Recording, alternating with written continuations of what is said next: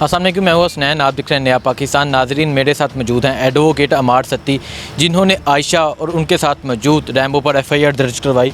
इनसे बात करते हैं, इनसे पूछते हैं सर क्या वजह है कि आपने उन पर FIR दर्ज करवाई। और इससे ज़्यादा बुरी वजह क्या हो सकती है कि पाकिस्तान की इंटरनेशनल फोरम्स पे बदनामी का बाइस बने ये दो लोग। मतलब आप ये देखें कि एक तरफ 15 अगस्त को विक्ट्री ऑफ अफ़गान स्टूडेंट्स होती है, इंडिया उस पर तिलमिला रहा होता है, और फिर 17 अगस्त को ये सारा ड्रामा किया जाता है, पाकिस्तान को डिफेम किया जाता है।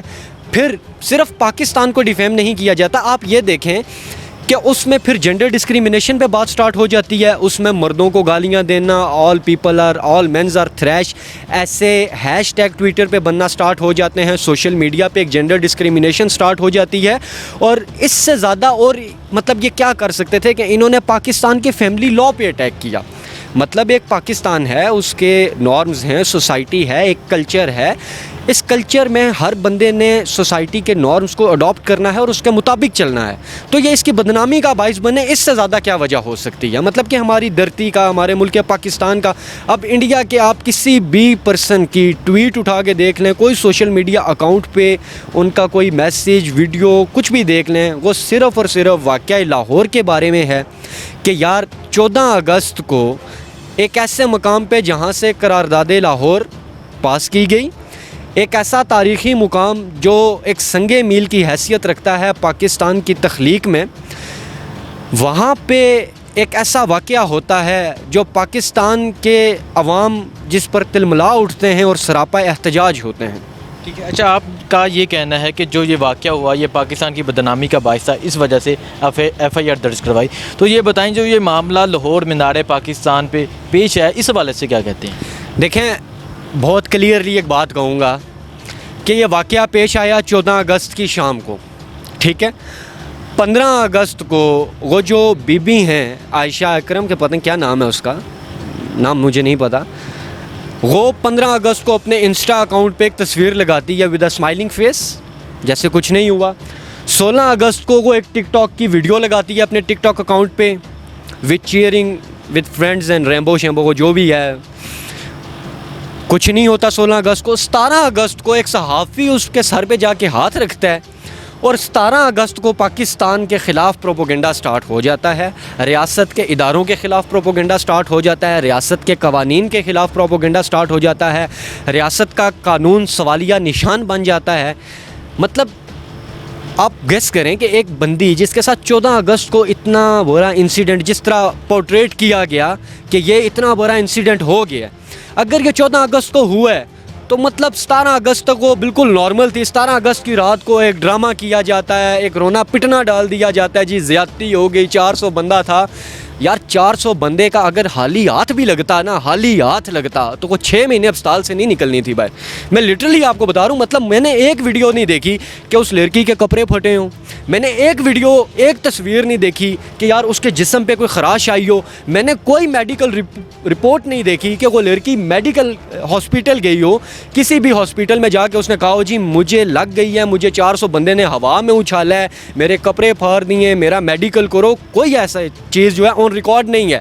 सिर्फ और सिर्फ ये एक पब्लिसिटी स्टंट था। पहले कभी चले जाते हैं मज़ार-ए-कायद पे, वहाँ पे जाके टिकटॉक की वीडियोस बनाते हैं, कभी ये इस्लामाबाद में जो है कायद-ए-आज़म की तस्वीर के पास जाके बरहना हो के तस्वीरें बनाते हैं, कभी ये मीनार पाकिस्तान पे जाके ऐसी हरकत करते हैं। और देखिए कि करते भी कब हैं। जैसे अब 14 अगस्त था, एक स्पेशल डे था, जगह कौन सी चुनी गई, एक हिस्टोरिक प्लेस जो पाकिस्तानियों के लिए एक बहुत ख़ास जगह है। अच्छा, ये चुनते भी ऐसी जगह हैं और चुनते भी ऐसे दिन हैं कि जिनमें सबसे ज़्यादा इनकी ये पब्लिसिटी स्टंट चले और पाकिस्तान के ख़िलाफ़ लोग ज़्यादा बात करें। उसका नतीजा क्या हुआ? उसका नतीजा सबसे ज़्यादा ये हुआ कि सबसे पहले मर्द, जो एक इस्लामी रियासत में औरत का मुहाफ़िज़ होता है, जब इस्लाम उसको कहता है कि ये मुहाफ़िज़ है, तो इस्लाम उसके ऊपर 5-7 ज़िम्मेदारियाँ और भी डालता है। अगर इस्लाम एक दर्जा ऊपर देता है ना मर्द को, तो वो 5-7 ज़िम्मेदारियाँ डालता है, फिर देता है, ऐसे नहीं दे देता। अच्छा, क्या होता है उसमें आ जाता है कि ऑल मेन आर थ्रैश, फिर उसमें आ जाता है Pakistan is not a better place to live, फिर इकरारुल हसन जैसे सहाफ़ी उठ के कहते हैं कि माजरत के साथ कहूँगा कि पाकिस्तान में बेटी होना जुर्म है। मतलब मैं शुक्र करता हूँ कि मेरी पाकिस्तान में बेटी नहीं, मतलब ऐसी बातें कि जिससे आपकी रियासत का, आपकी सकाफ़त का, आपकी तहज़ीब उठाया जाए, आप ऐसे काम करते हैं।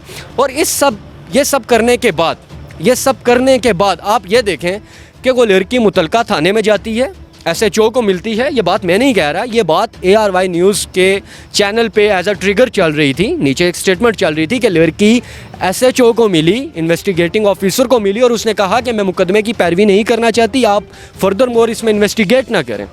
मतलब कि यार ये सारा कुछ करने के बाद अगर तुम्हारे साथ वाकई ज़्यादती हुई है, इससे पहले मैं भी कह रहा था कि अगर इसके साथ ज़्यादती हुई है तो माई लीगल टीम, मैं खुद इसकी फ्री लीगल एड प्रोवाइड करेंगे। केस का 1 रुपया नहीं लेंगे, लेकिन इसके इंसाफ के लिए तगोदो करेंगे। ये मेरा फर्स्ट ट्वीट था जब मैंने ये वीडियो देखी, लेकिन जब मैंने वो बयान देखा तो मतलब आँख बगोला हो गया मैं कि मतलब इतना बड़ा ड्रामा किया गया सिर्फ़ और सिर्फ अपने मकासद जो है उनको हासिल करने के लिए और ये सस्ती शोहरत हासिल करने के लिए।